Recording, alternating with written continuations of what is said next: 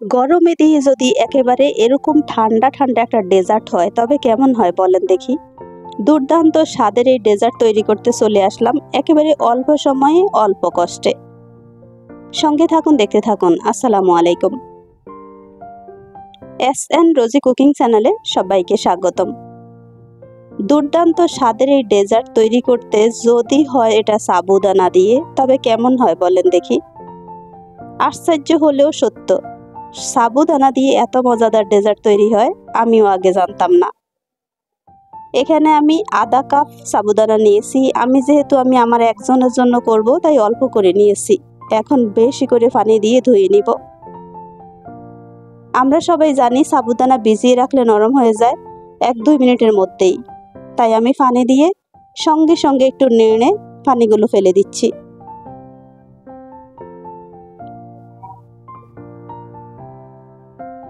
দেখতেই পেয়েছেন পানিটা ফেলে দিয়ে এখন সাবুদানা 10 মিনিটের জন্য অপেক্ষা করব এটা নরম হওয়ার জন্য।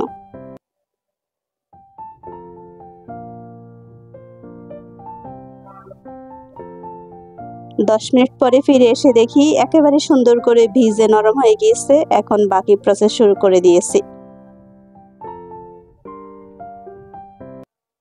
এটাকে ভালো করে ম্যাশ করতে হবে না, জাস্ট একটু এরকম নেড়ে চেড়ে মিশিয়ে নিলেই চলবে। সঙ্গে আমি দিব 1 চিমটি লবণ,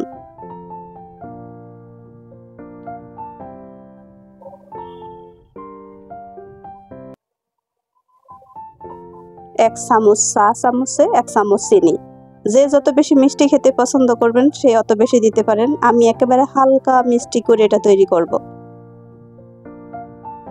লবণ আর চিনি একসঙ্গে দিয়ে মিশিয়ে দেখতেই পাচ্ছেন কতটা নরম হয়েছে।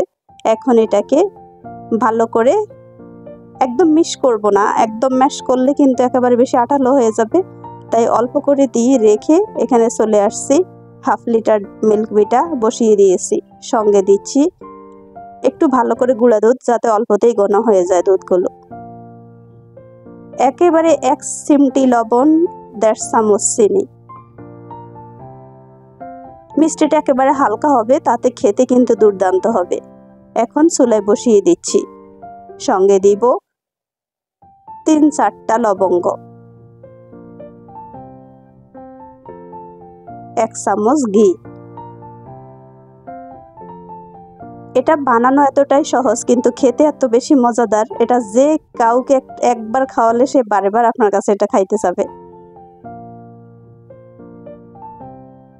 সবগুলো উপকরণ একসঙ্গে মিশিয়ে চুলায় বসিয়ে দিয়েছি।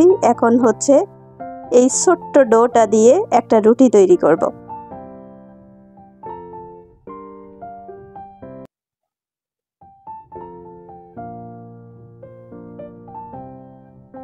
রুটিটা একেবারে পাতলা হবে না, যেহেতু এটা সাবুদানা, এত বেশি পাতলা করা যাবে না, একটু মিডিয়াম রাখতে হবে।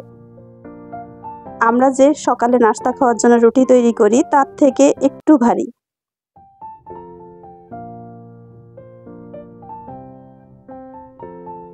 একেবারে গোল হতে হবে এমনটা না, এটা আঁকা বাঁকা হলেও চলবে, কারণ এটা হচ্ছে আমি একেবারে আঁকা বাঁকা করে ছুরি দিয়ে কেটে নিব।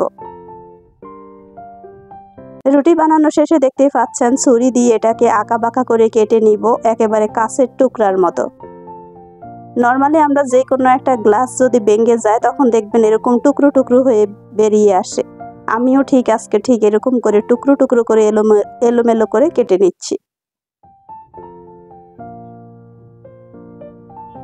যার যেমন খুশি তেমন করে কাটতে পারবেন, তবে এটাকে এলোমেলো করে কাটলেই এটা হলো কাঁচের টুকরা রেসিপি।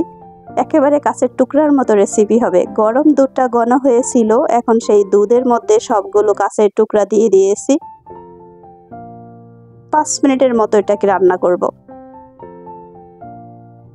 যখনই কালার চেঞ্জ হয়েছে, একেবারে নরম হয়ে গিয়েছে, সবটাই সেদ্ধ হয়ে গিয়েছে, তখনই চুলাটা বন্ধ করে দিয়ে এটাকে ঘন করে নিয়ে এখন সার্ভিং ডিশে তুলে নিচ্ছি। আমি গ্লাসের মধ্যে নিচ্ছি, আপনারা যে যেটাতে খাবেন সেটাতেই নিতে পারেন। ইয়াম্মি ইয়াম্মি একটা ডেজার্ট তৈরি হয়ে গিয়েছে। বাপ রে বাপ, এটা খেলে কিন্তু একেবারে কলিজা সুদ্ধা ঠান্ডা হয়ে যাবে। এরকম কলিজা ঠান্ডা করা ডেজার্ট পেতে আমার চ্যানেলটা সাবস্ক্রাইব করে সঙ্গে থাকবেন। এখনো পর্যন্ত যারা আমার ভিডিওর সঙ্গে আছেন প্লিজ একটা লাইক দিয়ে পাশে থাকুন। রেসিপিটা ভালো লাগলে ফ্রেন্ড সার্কেলের সঙ্গে শেয়ার করুন। ছোট্ট করে একটা কমেন্ট করে বলে যাবেন কেমন হয়েছে। যারা আমার চ্যানেলে নতুন বললামই চ্যানেলটা সাবস্ক্রাইব করে সঙ্গে থাকবেন। যারা ফেসবুক থেকে দেখছেন প্লিজ একটা শেয়ার করে দিবেন। যারা ফেসবুক পেজ থেকে দেখছেন একটা ফলো দিয়ে দিবেন। যারা ইউটিউব থেকে দেখছেন লাইক শেয়ার কমেন্ট কোনোটাই করতে ভুলবেন না। একেবারে সত্যি করে বলে যাবেন এই ডেজার্টটা কেমন হয়েছে দেখতে। এটা খেতে তো দুর্দান্ত স্বাদের হয়েছে, আর সাবুদানা দিয়ে যদি এত মজাদার ডেজার্ট তৈরি করা যায় তবে আমরা কেন করব না বলেন। সেই আগের দিনের মতো খালি সাবুদানা পানি দুধ দিয়ে রান্না করে খাবো? ভিন্ন রেসিপি তৈরি করে একেবারে সবাইকে অবাক করে দিব। এটা হচ্ছে কাঁচের টুকরো রেসিপি, একেবারে কাঁচের টুকরোর মতো দেখতে দেখা যাচ্ছে, খেতেও কিন্তু একেবারে অবাক করা। সর্বশেষে দেখতে পাচ্ছেন ওয়াও। আমি এখন খেতে থাকি, আপনারা সবাই এনজয় করেন আজকের রেসিপির সঙ্গে। আর একবার বাসায় ট্রাই করে খাবেন, এটা আপনাদের কাছে অনুরোধ রইল। নতুন আরেকটা রেসিপি পাওয়া পর্যন্ত সবাই অনেক বেশি ভালো থাকেন। সত্যি সত্যি এই রেসিপিটা একবার হলো বানিয়ে খাবেন, এত মজাদার, মুখে দেওয়ার সঙ্গে সঙ্গে একেবারে প্রাণ ঠান্ডা হয়ে গিয়েছে।